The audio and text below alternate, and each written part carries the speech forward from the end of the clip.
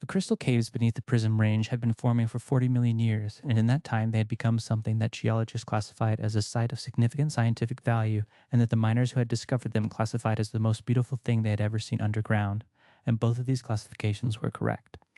The crystals, selenite and calcite, in formations that grew to 15 meters in some chambers, were also, as the structural engineer who reviewed the mine expansion plans had noted in a report that got delayed in the approval process, directly adjacent to the load-bearing fault that the new tunnel was going to cut through, and the delay in the report reaching the right desk was the reason the tunnel crew was 3 meters into the critical section when the fault shifted and the chamber above them cracked.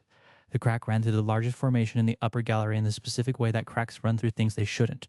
quietly and all at once, and with implications for everything adjacent to it. Steelix had been in the lower caves for years, moving through the deep rock in the specific patterns of a creature that understands the geology of its home the way a musician understands the instrument they've played for decades, by feel, by resonance, by the particular way the rock changes when something in it changes. It felt the fault shift and the crack and the implication for the upper gallery's structural integrity in the 2 seconds before those things became visible problems, and it moved upward through the rock between the shift and the consequence.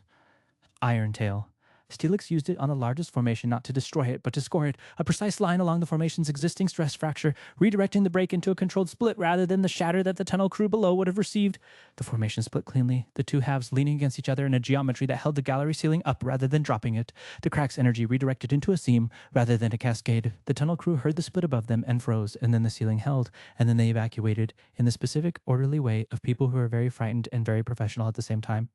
Steelix coiled in the lower passage when the last of them cleared the tunnel and made a sound in the deep rock that the lead miner felt in the soles of her boots but did not hear, a low resonant tone that moved through the stone and dissipated in the crystal galleries above them, the acoustic signature of something very large that has done a specific thing and is satisfied with the result.